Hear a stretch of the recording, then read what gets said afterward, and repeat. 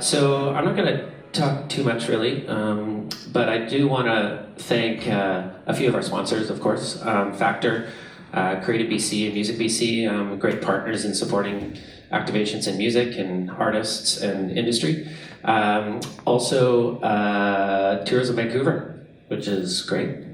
And SOCAN and the Screen Composers Guild of Canada have also supported this year and last year. So it's great to have those partners around. My name's Rob. I'm the curator of this. Thanks. So there's 4 discussions today. I'm sure there's kind of people coming in and out and whatnot, but make yourself comfortable. There's a little half-hour break in between the conversations. We have some lunch coming for everybody, some sandwiches and stuff, and we'll be done around 4 o'clock if you guys are staying for the whole thing. Feel free. I think I'm a big fan here of the communication and networking that happens at these things too. So don't be afraid to come up and talk to these guys after the panels and get some more information, connections. We do want to create industry out of this as well as friends. So make sure you're making friends. Without further adu, this first panel is something that we explored last year to kind of open up the conversation beyond Hollywood, and explore, other film centers, other markets, other than what we traditionally think about, a big song in a big Hollywood film or a TV show. So this one's supposed to kind of open your mind a little bit to other opportunities in film and music. And without further ado, I just want to introduce a good friend of mine, and thank you so much for leading this conversation. Tarun Nayar, take it away. Thank you, everyone. Thank you, Rob. Rob has been working his tush off for the last 6 months, doing just about every event in Vancouver. So make some more noise for Rob Calder over there. So I'm really excited about this morning's discussion because it's really close to home for me. I'm a musician and I've spent a lot of time in Asia touring, and I'm fascinated with the markets in Asia. I'm also fascinated with technology. I'm really stoked to have a public discussion about these things that make me passionate. We're going to be talking about emerging markets, technology, and the rise of global movements like Me Too and Time's Up, and how that influences the way that sound is put to picture. So I'm not going to say much more than that. We're just going to dive into it. But before that, if we could each take like 20 seconds and just do a quick intro so that we all know who's on the panel. I didn't want to just read your bio, but maybe if you could say like a short little bit about yourselves, and then we'll start the conversation. Ayla? Hello, my name's Ayla Owen. I'm the head of music at BBH London, which is part of a global advertising group. We've got offices all over the world, including in Asia. I'm also editor-in-chief of an emerging music blog called themostradicalist.com. My name's Tony Scudellari. I head TV music for Sony Pictures Television. Domestically, we have about 60 different TV shows that we produce, over 24 content providers, as well as we have an international division, which is throughout the world, 126 countries, plus AXN, which is a network throughout the world, or networks throughout the world, including Asia, Latin America, and Europe. My name is Eric, also known as Kid Koala. I'm a musician. I have 5 albums out that nobody has heard. I just checked my stats. I've heard them. My manager did, actually. I don't even know how to get in the back end of iTunes, but they said after a 20-year career, the most hit song is the 90-second bit from Baby Driver called Was He Slow? And then everything else is like way down here. So, but in the last sort of 10 years, I've been doing more work with film. I did some stuff for The Great Gatsby, Looper with Ryan Johnson, Men, Women, Children, Jason Reitman, and Edgar Wright's films, Big Driver, Scott Pilgrim, and Shaun of the Dead.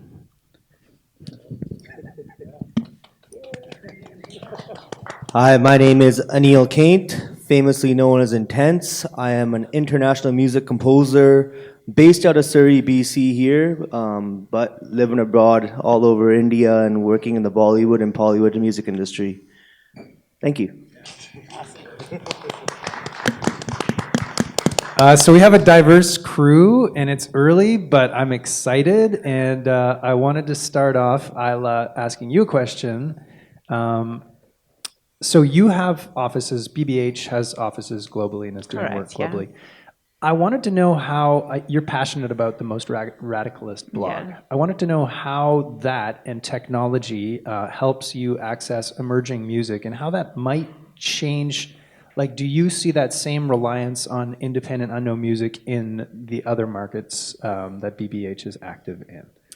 Well, so the Most Radicalist is, as I said, an emerging music blog, which we started a few years ago, totally separate from the advertising part of what we do. So our writers, I think we've got like 5 or 6 daily freelance writers, 2 co-editors, and the way that we receive this music is generally through PRs, because it's very early. So it's kind of, I don't know if anyone in the audience is familiar with the BBC Sound Of list, but every year they put out a kind of ones to watch type list.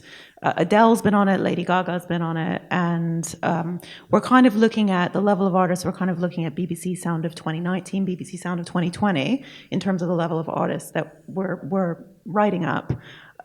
So I think that because so much of what we're into comes from PRs, technology is crucial. Like there isn't much sort of kind of physical going out to see gigs thing. It all comes through press releases. And one of the things about TMR, which is the Most Radicalist, is the tracks that we're writing up are all sort of within 72 hours of them dropping. So if they're older than that, we won't write them up. So it's very, very fresh. So it's emerging artists, but also very, very fresh. So technology plays an absolutely massive role.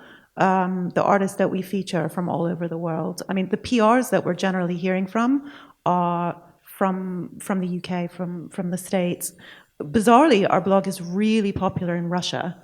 And they're not just bots. Like there's because I look at the data and it's really it's popular in some quite diverse areas. It's popular in Africa, but we're always looking for the broadest cross section of emerging talent. We don't want it to be UK centric. We want it to really be diverse. And does that music find its way into the branding wing of BBH? So that's a very good question. We've made a big concerted effort to keep the Most Radicalist and BBH separate because people won't take the Most Radicalist seriously if they think it's some ad agency's pet project. So our writers all write for Noisy and Pitchfork and whatever. However, because I'm actively working on campaign briefs, last year and the year before, I brought in a couple of the artists, the recording artists that we'd interviewed from the Most Radicalist. I brought them in to pitch on global Audi projects, and they won. So 2 artists that had originally just been kind of spotted on the Most Radicalist, I brought into the branding world, and they got work as a result. And now they're no longer in a band. Well, they're solo artists, actually. They're solo artists. No, it was enormously beneficial for them. And one of the artists that we've just featured in the Audi campaign, we hadn't written up on the Most Radicalist, but she's a singer-songwriter, but YouTube influencer. So she's huge on YouTube, like ridiculously huge on YouTube, bigger than most of the artists that you see on Spotify. Right.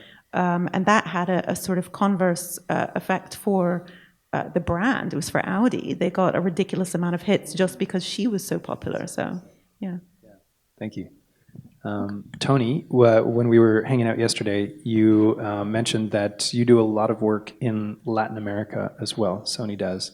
And I'm wondering how business is different between the territories. If you could make some sort of sweeping statements about how your work differs, or the work of Sony differs in those places with regards to putting music to picture.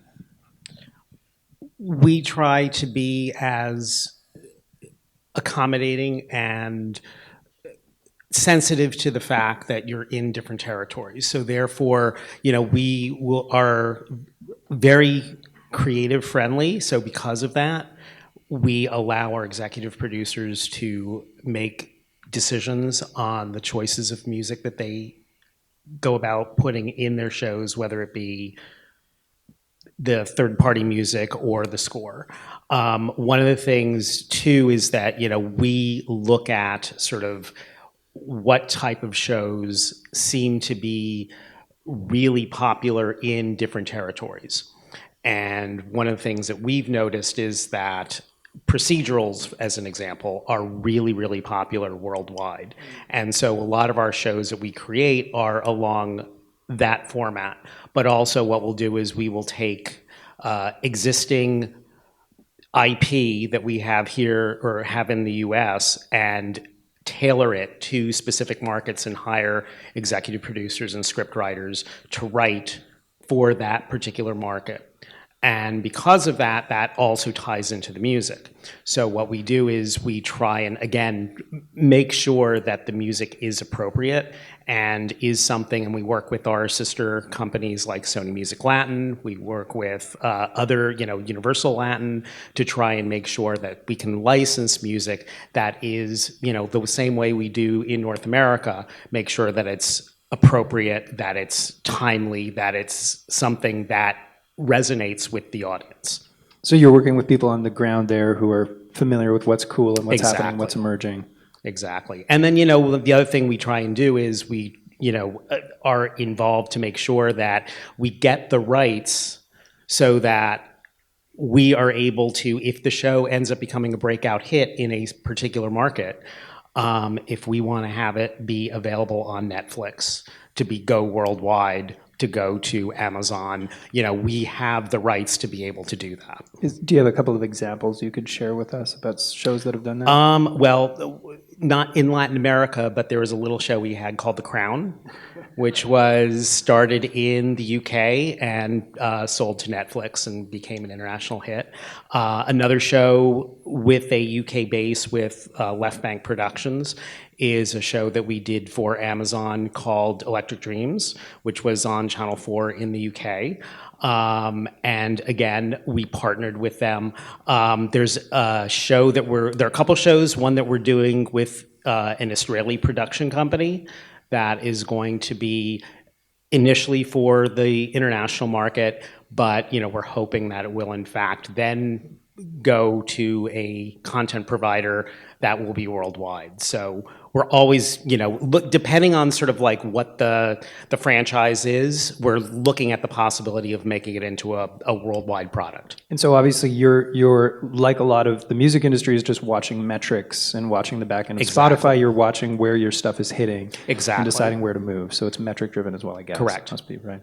Exactly. So it's, we're constantly aware of sort of like research and sort of what seems to be resonating and storylines. There's a project that was in Turkey that we saw was getting real traction, and we ended up making that into a pilot for the North American market. Cool. Thanks. Sure. Anil. Hi. We've been trying to get in the studio together for like the last 2 weeks, and this is finally we're in the same place at the same time, but Feels more like 2 years. 2 years. Anil and I have shared many times the joys and frustrations of working in India. We've both spent a lot of time there. Anil, before I get you to say anything about getting songs into movies in India and what the business is like there, I'd like to show a video. Is that cool? So this next video is now at, can you introduce the song? I think we're at 252 million plays at the moment. Is that what it is? That's what it is. I just looked. Anil is from Surrey. That's in Vancouver for people who aren't here, who aren't from here. How many of you know that there's a guy that's sitting here on stage that's done almost 1 billion plays on his songs in the last couple years? Okay, so there's one guy in the middle. So if this was like, this is like more than Bryan Adams shit, right? Like this is like global success. Guy is living in Surrey and nobody knows his name. So that's fascinating for me because there is about, we have about 400,000 South Asians in the city, but we don't really see, the two worlds don't really cross over. So Anil, if you wouldn't mind introducing this video, and then we'll talk a little bit about your experiences in film. Well, I'm going to take a wild guess on what video you're about to play here. The name of the song is called Suit It is sung by an individual by the name of Guru Randhawa. It's featuring another UK artist by the name of Arjun. It is one of the biggest singles I have released in my life. I had won the equivalent to a Grammy in India for this track, as it was labeled as the best club song in India.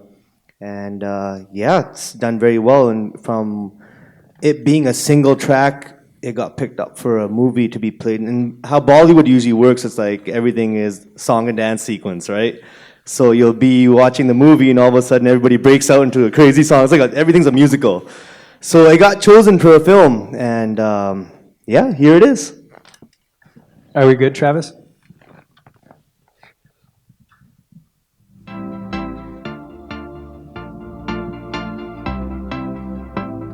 So this is a single version. Now whatever you at, babe, you can make the whole room stare. But you know that my favorite is when you're rocking that this is way. Oh tenu suit karda, oh tenu suit karda, suit karda, tenu suit karda.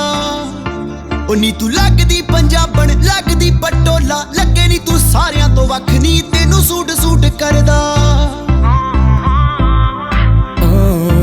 ਨੀ ਤੂੰ ਲੱਗਦੀ ਪੰਜਾਬਣ ਲੱਗਦੀ ਪਟੋਲਾ ਲੱਗੇ ਨੀ ਤੂੰ ਸਾਰਿਆਂ ਤੋਂ ਵੱਖ ਨੀ ਤੈਨੂੰ ਸੂਟ ਕਰਦਾ ਉਹ ਤੈਨੂੰ ਸੂਟ ਕਰਦਾ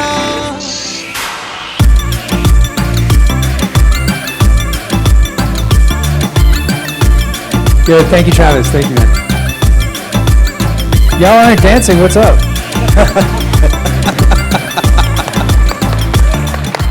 Thank you. So I know, can you you don't have to talk about this specific example, but can you talk about your experience working with film in both the Punjabi and Bollywood industries?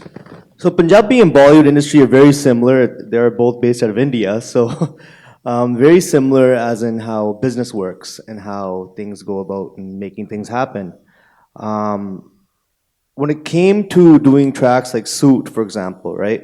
Me being based out of Surrey here, for me to even have the song come out, I went through a lot of struggle.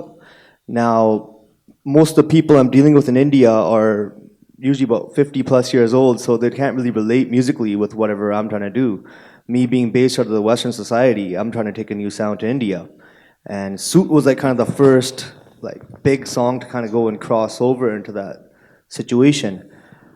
And so I went through a lot of struggle trying to force these guys. I'm like, look, I'm not really looking for a big payout here, but just trust me and put this song out and just see what happens. And if it doesn't go anywhere, then I don't know what I'm doing. And you're talking about T-Series now, the record label that put it out. Yes, this is T-Series. T-Series, if you don't know who T-Series is pretty much like the universal music of India. Even though there's a universal music India, it's like the universal music in India. So they pretty much called the shots, and it was a bit of a shit show, but it came together. The song did really well. It turned Guru Randhawa, who's a singer, into the number one artist in India right now. So this was a big break, and at this point, he's the highest selling artist in India. He's charting on the Billboard charts for YouTube and stuff like that, and he's doing really well. And I pretty much gave him his big break. I've worked very heavily in the Bollywood industry. I've seen a lot of things. I find the Bollywood music industry is very, very cheesy. It's one of the cheesiest industries I've ever worked in, because as Tarun was saying today, like, you know, I have done tons of work and I'm based out of Surrey, but nobody knows because the music that I make there is not relatable to the music that people listen to over here. So my whole job here is I'm trying to cross over. And so far, it's been going quite well. I've had another track that I'd released. It's called Illegal Weapon. I'm pretty sure Tarun knows what that is called as well. That has just got picked up for a Bollywood movie as well. I didn't know that. Yeah, it just got picked up for a Bollywood movie, which as a single has accumulated 160 million views on YouTube already. So, Anil, could you talk about the deals? What do the deals look like if we get a bit technical here? You don't have to tell like how much, but what do those deals look like? Is it work for hire? Are they just paying you straight out? 90% of the industry in India is all buyout. So they're pretty much buying you out for your music. They don't even understand what a royalty scheme is half the time out there, which is kind of crazy. So like, I'll be collecting royalties for things that they don't even know exist. That's a little secret I just tell all you guys right now. So, Does the Indian PRS get involved at all? PRS does. Okay. PRS does. One of the lucky things here is that I understand how PRS works and so kind of stuff like that. But India does, like, it depends if like BBC's playing it. For example, a lot of the music that I'm working with, BBC plays the music, so I'm collecting PRS. Otherwise, anything that's playing really in India is not really Like, there's not they really don't royalties. even register the song. No. So you can go and register the song, and no one on that side is checking because royalties aren't an important consideration. So it's a funny thing where you have these major amounts of money being spent on songs, but no one's taking care of neighboring rights or sound exchange or anything. It makes me wonder how they're making money sometimes, Well, because they're so- spending huge budgets. When you're doing the work for hire, the buyout, is that for the master and the publishing? It's for everything? Everything. Right, okay. But are you signed exclusively to any publisher? I kind of am, and I'm kind of not. All right. We'll talk later. I've had my fair share of arguments with different publishers. Tony, you have a question? Well, I was going to say, one of the things that's really exciting is by your doing the groundwork, Anil, one of the things that I know also on our domestic side, we're looking at taking properties and having them have an eye outside of North America. So the productions that we're doing, like we're developing a project which is going to be focusing on an Indian family in North America. So, your music is something that we could possibly translate to be able to do a show that would be, Looks like I just got a job here. but I think artists like yourself, you're doing really important work in terms of doing that crossover and being able to have it be for an international market, and a lot of bigger companies are looking towards productions. I mean, we have a show called One Day at a Time, which is about a multi-generational Cuban family. And again, we're looking at music that's appropriate for the Latin American market, but also for here in the US. So we're looking at trying to create programs that may be generating here, but are going outward. So, at one point, I feel like we're all going to converge. We're going to come to Eventually. you and you're going to come to us. Well, one of the major things I look at in the Indian market right now is that I find India is not taken seriously on a global basis. As we're talking about Latin music here, I think Latin music is huge. It's, you hear about like artists like J Balvin, who's one of the top Billboard artists here, and us in India, we're hitting just as big numbers, but we're not taken seriously by people like Apple or Netflix and stuff like that. And I'm here to change that. That's my goal right now, is to bring Indian music to the mainstream scale. And you're going to do it. Thanks, Anil. Thank you all. We're going to come back in a sec. We have another clip now, and Eric, aka Kid Koala, maybe can intro it. Eric, you do some fascinating things with picture and sound, and I think you're really breaking barriers and blowing people's minds with regards to what you're doing, both live and sort of pre-prepared. Can you talk a little bit about Yeah, Newphonia? so I grew up, one of my fondest memories in childhood was watching Charlie Chaplin films with my parents and my grandparents. And it was the first time I realized that all three generations of the family were enjoying the same thing for different reasons. Like the kids like the slapstick, parents like the romance, the grandparents like the nostalgia or whatever. But that really stuck with me throughout my whole career. So Chaplin's work, Jim Henson's work, all this stuff. And this show that we're doing now is based on a graphic novel that I'd written. And I wanted to get more into scoring, but I didn't know any directors or anything, so I just wrote this graphic novel. It was a 350-page silent graphic novel. And then I scored it, and it came with a CD. And then now we're doing a live version of the show, which we've taken all around the world over the last 4 years.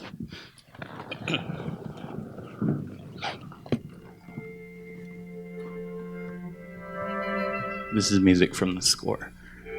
So essentially it's a live film that we shoot using 70 puppets, 20 miniature sets, 5 cameras, string quartet, myself on piano and turntables. We're editing and performing everything live on the cameras. And so as you can see, the cinematographer is moving from set to set to set. What's fun about this show is you get to watch the movie on the screen above the stage and at any point look down and see how we're doing that exact scene in real time. And I don't know, I think like we just went to Abu Dhabi, we went to Shanghai, Taipei, London, all over the States, Australia, Germany. And I think what's if I were to say why this has gone more international than any of my other projects is maybe because it's silent and it's just the music. The speaking and the story is just kind of a more universal story. So that's thanks. Not mainstream at all. Very, very underground, but it seems to be working. So I'm excited about that. And can you talk about your process? Like, how does one even go about coming up with, like, what inspired this concept? Well, it's funny because I am very inspired by the cinema. I always like film and film music and things like that. And so I had this graphic novel drawn, and then it's a story about a robot that's trying to write love songs, but he can't sing. And so the publisher of the book said, hey, we noticed the subplot of this robot writing this robot love song. Can we hear that? And so I recorded some stuff, and then they said, we want to put this out with the book. Fast forward a few years, and I was doing a show in Los Angeles, and my wife is a set designer for stop motion animation and stuff. But I've always known about KK Barrett, who's a production designer for Spike Jonze and Sofia Coppola, like Lost in Translation, Where the Wild Things Are, Being John Malkovich, etc. Huge fan of his work, but I'd never seen a picture of him. And so he came to the show in Los Angeles, and he was backstage, and he walked up to me after the show. He's like, KK, and just like reaches his hand out, and I thought he was addressing me, Kid Koala. So I was like, I'd never seen a photo of him, so I didn't know who he was. I was like, why is this man backstage? I'm like, oh, he just called me Eric. And he's like, oh, okay. And then our mutual friend who had brought him, he was Keyboard Money Mark, who used to play in the Beastie Boys. He was working with KK on another project, and said, hey, I want to bring you to see this DJ guy. And so he walks by and he goes, oh, Eric, I see you met KK Barrett. And I was like, what? And I literally like peed my pants right there. I was like, you don't understand, like every film you've touched is just like the most glorious thing. So he said, hey, let's work on a project together. And at the time he was finishing the movie Her with Spike. And he said, I'm pretty busy up until February, but then I got like a month. And I said, oh, this guy's super busy. I need to, come up with something that'll catch his attention. So I sent him a copy of that graphic novel, just saying, I'm not interested so much in DJing and you doing some visuals or something. It's like, we can do something more narrative, something along the lines of this. And I didn't expect him to pick this, but he actually read the book and he said, let's do this live. And so that's that. That was about 5 years ago now. We're still touring. Hope to bring to Vancouver soon. I think the total length of this is 45 minutes, right? We can keep going. Yeah. Okay, cool. Thank you for that, Eric. I can't wait to see it when it comes to Vancouver. Hint, hint. Did you say it came to London? Yeah, we were at the Roundhouse. That's right by my house. I missed it. When was that? We'll come back. Okay. That was in 2014. Okay. First version. Yeah. There are some global movements happening. I had a really fun conversation with Tony and Ayla yesterday about Me Too, about increased representation that we're seeing kind of in all fields of entertainment at the moment. Time's Up. Ayla, can you tell us a bit about Free the Bid and what that means to you and how it's been important in the work that you do? Yeah. So within advertising, there's something called a triple bid process now, where brands, they have what is called procurement people or kind of cost controllers that basically make the creative agencies adhere to a triple bid process where they get, when you're pitching for directors, you have to have 3 directors pitch. otherwise it could sort of point towards corruption or a lack of transparency. So Free the Bid is an initiative that was started a few years ago by a female director that works within the business, one of the very few female directors that work within the business, to lobby agencies around the world. I think they've got over 100 agencies now that have made the commitment to include a female director as one of the 3 directors within the bidding process. And this is not a sort of commitment for the agency to use the female director, but at least allowing female directors to pitch. Because part of the problem is that female directors don't even get to the pitch stage, and pitching is it's a sort of discipline that requires practice. If you're able to put together a really shit-hot pitch, that comes with practice. That's not something that just, you learn overnight. So the lady that sort of is at the helm of Free the Bid came to me and some other sort of females within the music industry in London to talk about including composers within sort of like a subcategory within Free the Bid, because although there are female composers, certainly within advertising in the UK and Europe, I work with a handful of female composers, and it's not out of any lack of desire, it's just that they don't have the same level of exposure, same level of work on their reels for me to be able to share. So they're trying to extend that now into composers as well as directors, which is a very positive thing. I think it's going to lead to a lot more awareness of the fact that part of the sort of road ahead for women having that equity is the pitching process itself.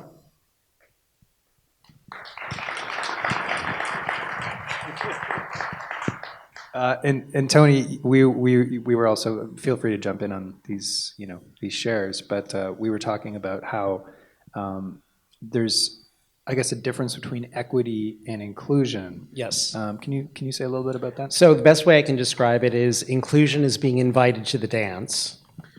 Equity is making sure that you're given the opportunity to know how to do the dance. Totally. Yeah. So I think, we can talk about inclusion, we can talk about, bringing in female composers, but for example, I will get an executive producer who will say, well, she hasn't had the experience with an orchestra. Well, yes, she has. She may have been an understudy for a major film composer, but has not been given the credit. So, if you're looking at a female composer's reel that may not show that ability because it's not her work, there needs to be an understanding by folks like myself to be able to say to the executive producers, oh yes, that may not be reflected on the reel, but you have to understand that, yes, she has done that, but you're not going to see that on the reel. So you can't compare someone, and there was a great film, I don't know if you saw it, called Half the Picture, which is about female directors. And one of the things they were talking about was how female directors are not given the same type of budgets. So if you're not given the same type of budget, obviously you're not going to have the same type of great, glorious crane shots that a male director of photography would be able to show. But because of that, the female director will have to, basically take rubber bands and chewing gum and be able to do an amazing tracking shot with a dolly, that she creates out of a Home Depot cart. And, you tell them, that, oh, well, this is how I did it. Then it's sort of like, oh my God, your ingenuity, your imagination, your ability to sort of like something out of nothing, and I think that's the same thing with composers. I think that's very analogous, is that, it's like being able to see a ball game, but the fence is 6 feet high, the guy is is tall enough to look over the fence, the woman is 5'2", equity is giving her that crate to be able to stand up to look over the fence.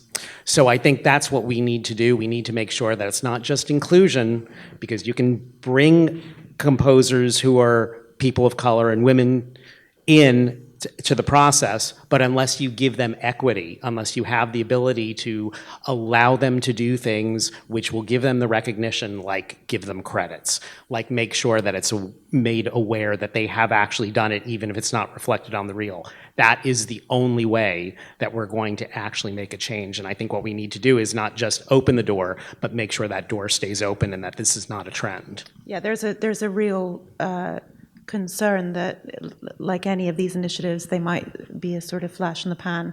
You don't want it to feel like tokenism. Exactly. But I think that the more women are pitching, the more women are getting involved across the board in production and in composition, they'll be setting a standard for the next generation that it's completely normal. You know, women are sort of just as valuable as male composers. Right. That doesn't exist right now. Well, I think on the film and TV side, it's starting to take hold. I mean, the good news is you have to go into the institutions to make those changes. So, you know, there is a very strong movement that making sure that the Board of Governors includes more women and more people of color. Yeah. Laura Cartman, who is the founding president of the Alliance of Women Film Composers, and if there are any women film composers out there, I urge you to join it. Michael Abels, who's the director or the composer on Get Out, he's, along with Jean-Nic Bontemps, started a similar organization for composers of color. And I think by having that awareness and showing that there are some amazing talents out there from a diverse array of voices, that helps to galvanize. And with, you know, Laura on the governor's board of the Academy, she has been able to bring in more women, more people of color and I think by having that institutional change, that's why you're going to start to see, as far as Oscars and, you know, hiring practices, that's going to change. TV's a little better than features. You were mentioning a crazy stat yesterday. Yes. Could you repeat that? It's depressing. For feature films, the number of composers who are not white males is 2%. That is astounding, and we're all trying to change that. On the TV side, it's better, not a lot, but it's better. It's like 10%. But I think because of the diversity, because of the fact that there is more content, you know, we're able to hire more composers who are from a broader range. There's a much more content providers are much more comfortable as far as giving shots to new talent because they want to have those individual voices. I think because films have huge budgets, there's a certain comfort factor that they want. So they want to go with, you know, composers who have the experience. I think on TV, there's a little more willingness to sort of experiment because you don't have the same number of budgets and it's not one shot. You know, you're dealing with a show that will have, you know, 10 to 20 episodes. So they're willing to sort of take that chance, and it allows opportunities for composers who are in the pop world. It's allowing people who are of color and women, because what they're doing is they're trying to find that individual voice. And as we have stories that reflect the world, we want to have composers that reflect the world. So I think that change is happening. It's slow, unfortunately, in my opinion, but it's getting there. What kind of support? Sorry to interrupt, but what kind of support do the sort of 98% of white male composers give to the non-white? That's such a great question. Like how are they helping galvanize or leverage their power to help the others? One of the things that the Alliance has done is find allies. And what they've created is an opportunity where those composers who are allies for trying to create greater diversity are speaking out. So folks like Hans Zimmer, John Debney are basically creating opportunities and allowing people to know that there are women who are involved in the scoring process that they create when they do feature films. There are composers of color who are working with them as part of the team. So that way their names get out to the directors and to the executive producers. On the TV side, which I know much better, one of the things that I've been trying to do is to create opportunities for young up-and-coming composers, for composers of color, for women. The most important thing to me is to make sure they get credit. And I think the only way, you could have your name on a cue sheet, but the executive producers, the directors don't look at the cue sheets. What they're going to do is they're going to look at the credits on screen, and if they see the name of a woman or somebody else who they've never worked with before, they may feel a little more comfortable. I also try and do like what I call my blind taste tests, where what I do is when I'm pitching composers for a project, they will not know who that composer was. They will not know their resume. They will have to judge solely on that person's talent. And that's the only way that I think you're going to be able to affect change. And you were saying that oftentimes it's the women and composers of color that come out on the top of the Exactly. blind. Yeah. You'll find what happens is, a lot of times the Emmy Award winning composer will just sort of phone it in, and it's going to be, pretty standard. The person who has not had the shot before, who may have worked on an indie film, may have a different voice and a different approach, and the executive producers will be like, oh, it has to be that Emmy-winning composer. It's so interesting and new, and it's like, no. It's the young, talented composer who did indie films that you never hired before, and then they get the job. Right. And that's the only way to do it. Yeah. Make it be talent-based. Thank you. I think we have enough time for a couple more quick questions. I'm not sure how we can go. Anil, you're straddling worlds in so many ways. You're working out of Surrey, but your music is hitting really in India and in Punjab. But you're not really recognized where you're from. Can you talk a little bit about that experience? Well, as I was starting off in the music industry, right, I never really wanted to be famous. My whole thing is I want to be famous amongst the famous. So I wanted the famous people to know who I was, but I wanted to still be able to go to the mall and go and eat and drink and be merry and go to the club and do things like that.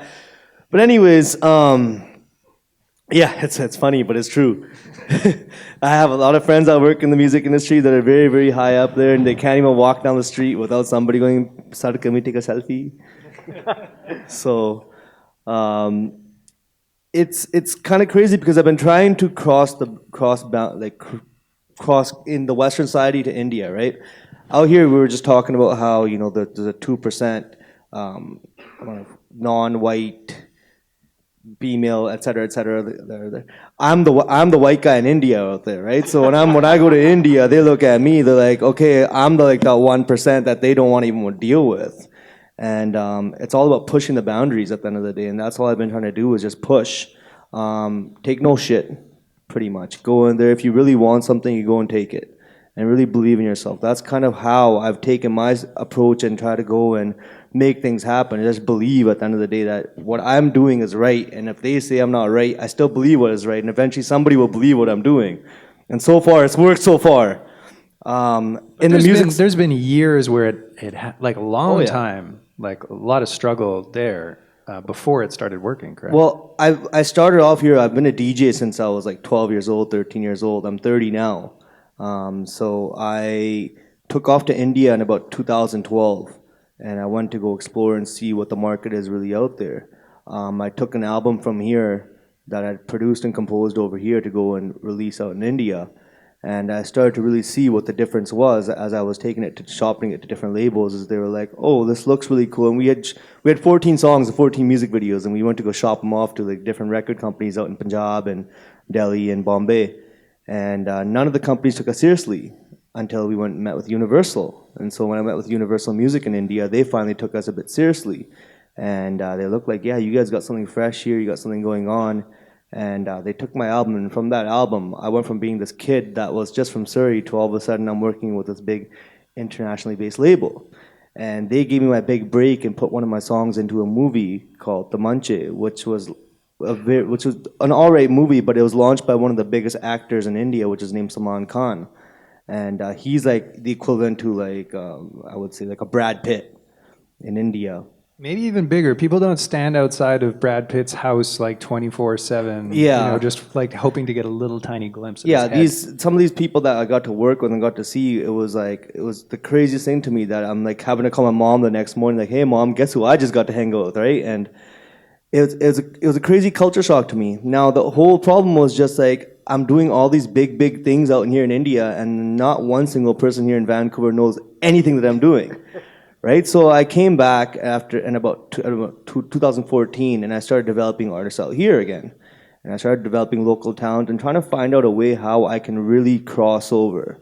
And like we just played, we did Suit, and that was my first kind of big break into crossing both sides, in which I made the Western society and the Indian society really see that there is a huge market and there's a huge void in the industry right now. Especially with what you guys are doing right now, like Delhi to Dublin. Like I just heard Delhi to Dublin's new record. If you guys have not, you should go check it out. What was it? There's two. One was that one he does Navinder, which is on Times. You guys had 1 million views.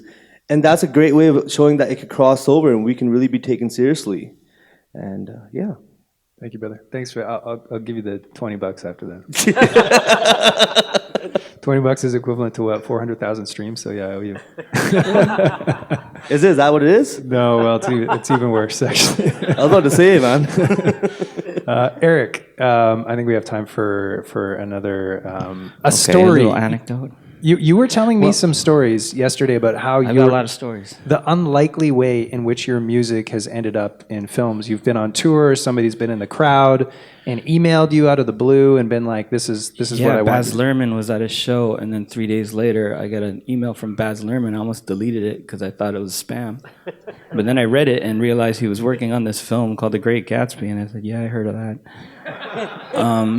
And he said, I like your take on the blues. You think you can do that to like 1920s jazz? And I said, yeah, okay. But again, they're dealing with no samples, but he liked the dust. But luckily in my studio, I have a record cutter. So I took some of the stems they gave me, I could cut it to vinyl and then scratch it back together so it sounded like samples. And he's like, that's exactly what it was. But I want to tell this other little story. It's actually with Jason Reitman, director Jason Reitman, whose films I love. And on the topic of being asked to the party or going to the club is like, yeah, I've been asked to the party all the time, but just a DJ. So this is the saddest part about being a DJ is... I feel you, bro. You know what I mean? It's like New Year's Eve in Japan, everyone's like kissing and like drinking champagne. You're like, what am I gonna play next? But essentially... So he was doing this film again without samples. So in the last 10 years, I've just exclusively done music without samples.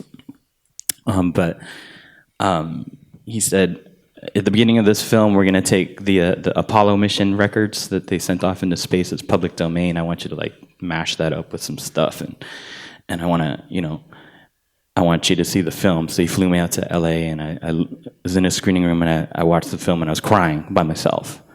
This is actually cool information. Jason's screening room has its own drawer with snacks, and like it looks like a little 7-Eleven in there.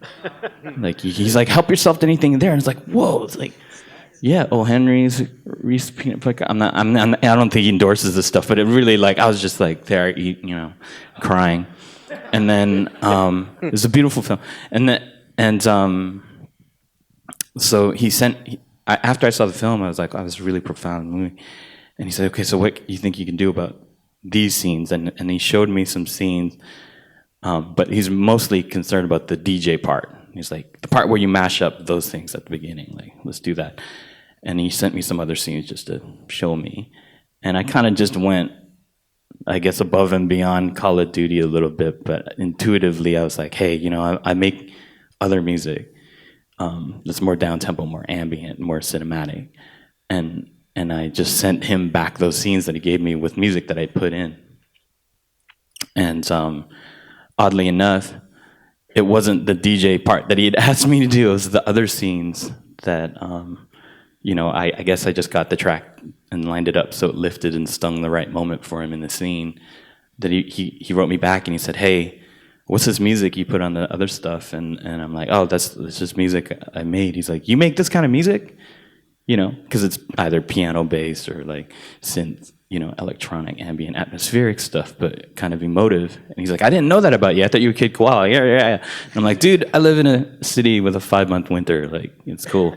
And so then he actually ended, like, one of the tracks was actually that I wrote for my daughter right when she was born. I was recording everything on headphones, and her crib was right there in the studio, and I was like playing these songs and recording.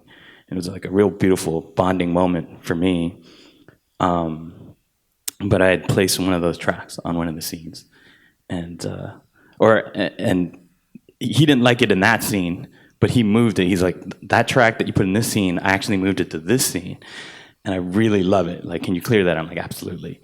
But what was funny about it is like it's a beautiful, like, tear-jerky lullaby for me, but he put it in a scene where Ansel Elgort overdoses. So, you know, whatever. All I'm saying is, like, one person's lullaby is another person's, like, overdose music. But you just never, I mean, but I guess what I'm saying is, like, part of it, the intuition was, like, I love his films. I'm a fan of, you know, Juno, Thank You for Smoking, Up in the Air, all that stuff already. So I kind of felt like I understood the emotion he was trying to get. And so I just sort of pitched. I guess it was a light pitch. I wasn't trying to be like, yo. I just sent him some stuff.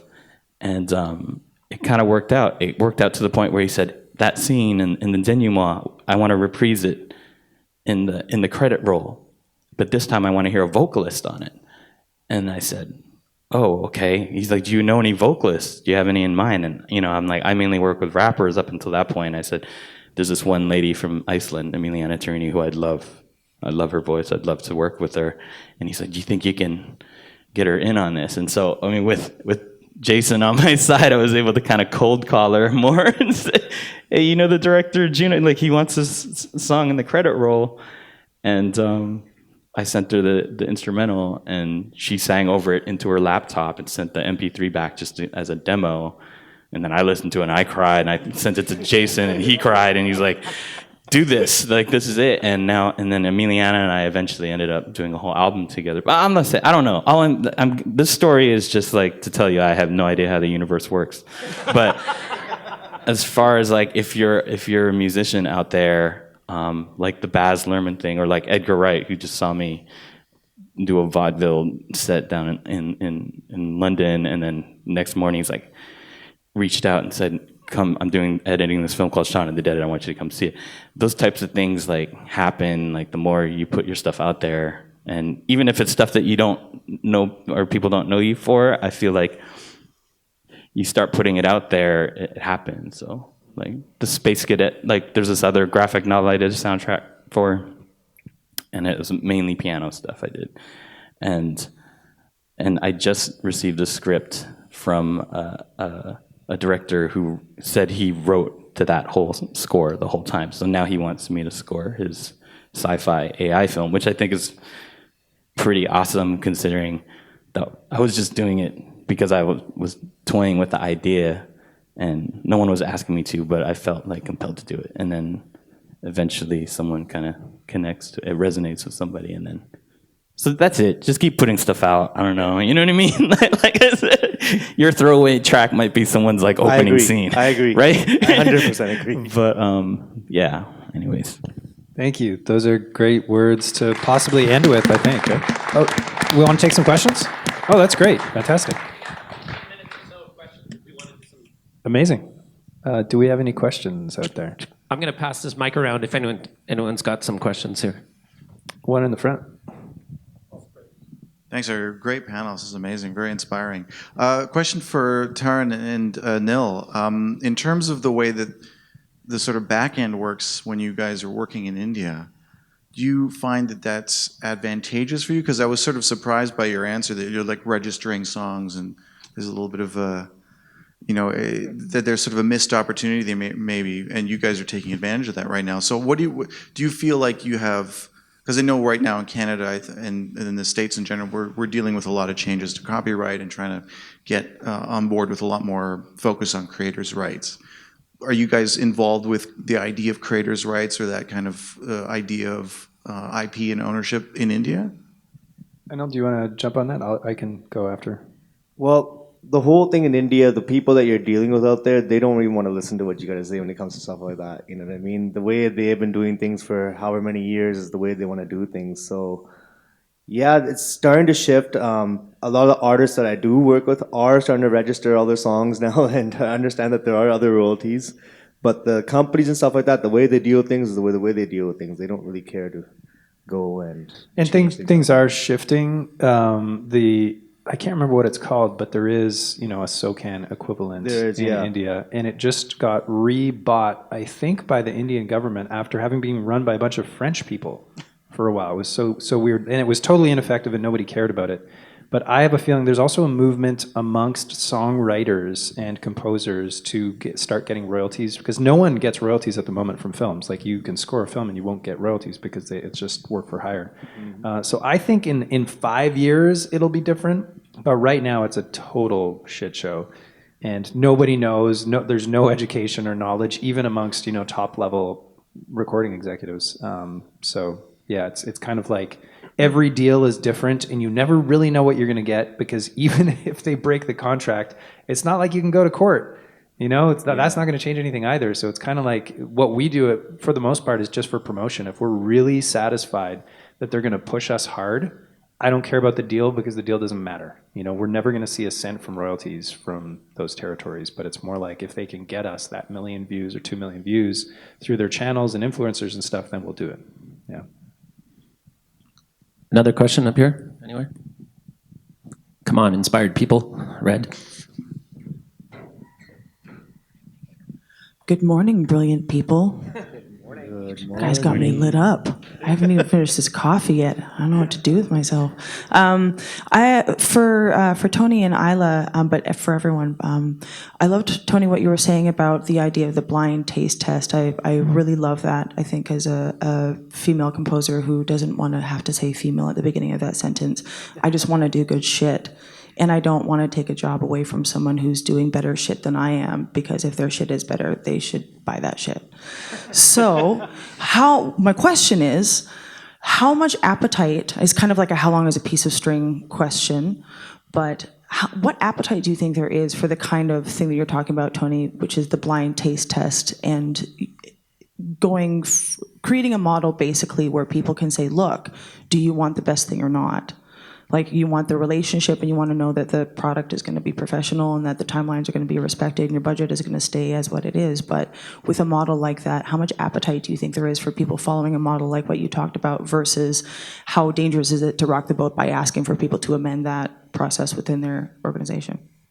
I think there's probably going to be, I'm an optimist. I think that there's going to be more of a willingness to do that. Right now, for me, it tends to be a case of where an executive producer may want a composer, but I know that composer's not right for this project. So, I will say, okay, let's do a blind taste test with your composer and the other composers who I think are going to be correct for this project. So that way they get to hear, all the options and make the decision, so that, and again, just so you know, on TV, the decision for hiring a composer is based on what the executive producers like, what the studio likes, and what the network likes. So by doing that, there's no sort of preconceived notions from any of those three camps. So there isn't that sort of like, color that's cast upon that choice. So they have to choose something completely objectively. There's no subjectivity to it. So that's where it seems to be right now. What I'd like to do is expand it more so that we have, as you said, we have that on all of our projects. But I think, again, there are going to be certain projects where you're going to be hiring. So for example, we had a show called Underground, which, when I sat with the executive producers and we just sort of like hashed out sort of what their creative vision for the show was, and they were like, I know this is going to sound weird, but I want to have a composer who's classically trained, but I want them also to know about music from the Civil War era and also be able to mix in elements that are, contemporary. So what I did was I paired two composers. I had Laura Cartman, who's a 4-time Emmy-winning Juilliard-schooled composer, working with Raphael Saadiq, who's probably one of the most brilliant R&B artists. And having the two of them work together on the score, they were able to meld. And Laura has, it was funny because the first time I met with her, I wanted to give her this book that I had about history of music from that period. And she pulled out in her purse, she said, I have that book, don't worry, I'm good. So it was sort of like, you know, it was just the right fit. And that's what I'd like to do, is to be able to, you know, think sometimes outside the box and be able to create pairings or have people be involved in a show that, you know, we have pop artists who are working with other composers. And I think, you know, having that kind of marriage, depending on the project, will work. So anyways, the short answer is, yes, I'd love to have more of that. But I think there's also opportunities where we can sort of be a little creative in the choices of trying to get composers on board as well.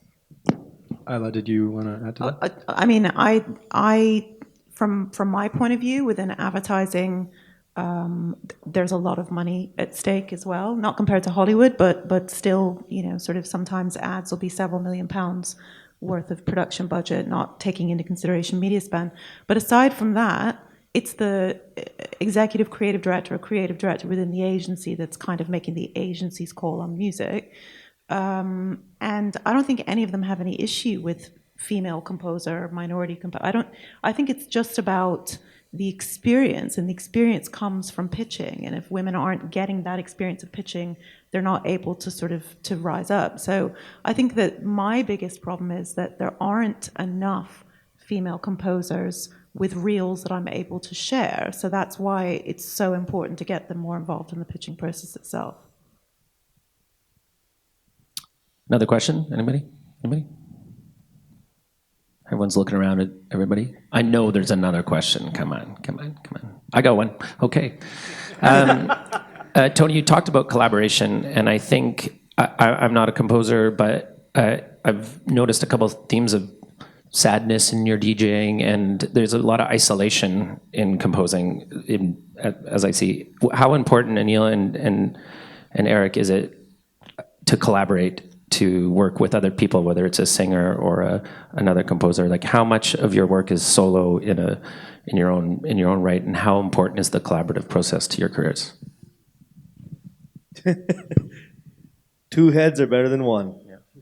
Very simple. Yeah, of course, it's always good to collaborate. I always believe collaborating will definitely, you know, you might be thinking of one thing, the other person's thinking of a completely different thing. So yeah, I definitely believe you should be collaborating with as many people as possible that are like-minded as well, right? You don't want to be working with, like, I've worked with different musicians or producers, composers, where, you know, the way I work, I'm very free in the studio in the sense of, I'm not like, I don't care about the technicalities. Oh, this should have be cut off here, or this equalize this, etc., etc. I'm not very technical and stuff like that. I just feel that everybody should be everybody's working together should be like-minded when they're in the studio together. But I do believe collaborating is a great thing. Eric? Yeah, I'm sort of like a high-functioning introvert, so half the time I want to just work by myself, usually on solo records, and then for the film stuff, I don't know. I've just been lucky that a lot of the directors I work with are like music heads already, but the collaboration process, I think in this lifetime, you just gotta have fun. You know what I mean? Even if it's a really like potent, dramatic scene, the process of it shouldn't be like you're just bleeding out on the studio floor. Like I remember one scene where I was sitting with the director and we're putting together and we're watching the scene, and it was like we were watching a hockey game or something. Like it's a really potent, sad moment, and we're just like welling up. We're like, this is not going to be a triad in the house. This is awesome. You know what I mean? Like we're super amped, but it was like the most, you know. In the end, it's like whatever serves the story. But I think for me, I mean, my advice, just in general, whether it's working for film stuff or for TV stuff or video games, it's in general. Yeah, speak to the directors a lot, talk to them, hang out with them, find out. They've been thinking about this project usually a decade longer than you have, so they already know, and sometimes they want your insight on it, but you really need to just get on that core level of understanding what the main feel they want is, and then once that happens, like, be fun to work with, be organized, like, turn your stuff in fast, like the next morning if you can. Try to have like, 1 or 2 or 3 ideas that they can choose from, because rather than spend all night on one direction and realize, oh no, that's not what I meant at all, then you're kind of slowing the process down. So what I like to do is just try to have, okay, this is my first intuition, is what I think you want, and then this is what I think works for the scene. Then this is what I think you think I'm gonna do for the scene, or this is what and I have three, and then they'll listen to it and they can decide, That's a really more in good these two point. directions, less in this one. I'm like, okay,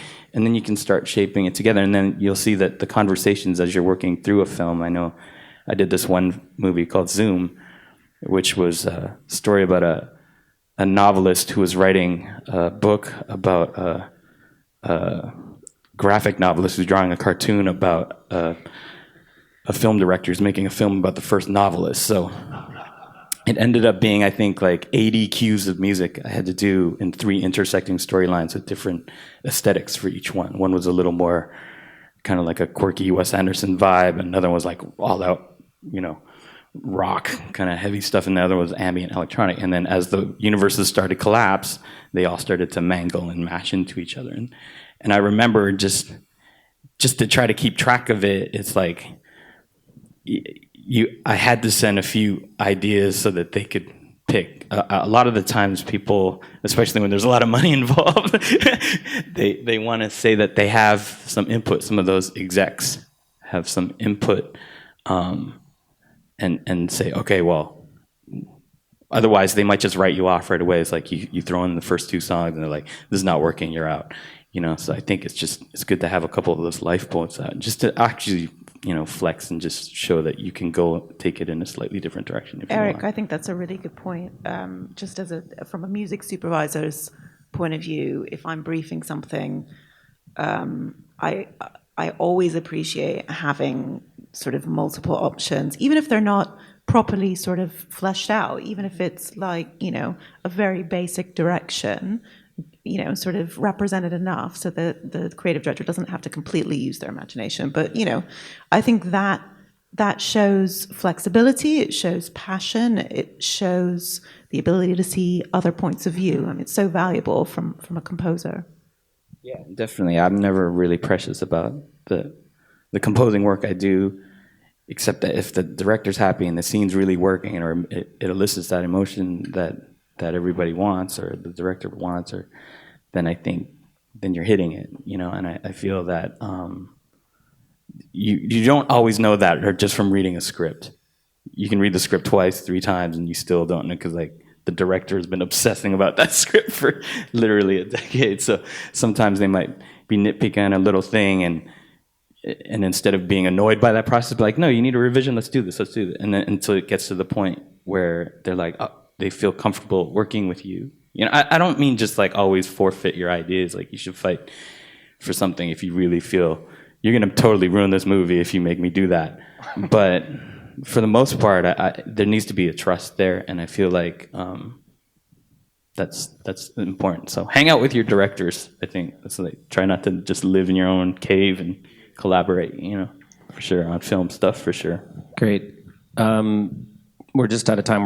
The next panel's gonna be at 11:30, so we just ran a bit over. So compelling. Like, I love these things for so many different reasons, and it's so quiet in here and everything, but like all of your words, I think, for different reasons are really impactful. So I thank you guys for that, and give these guys a round of applause for sharing.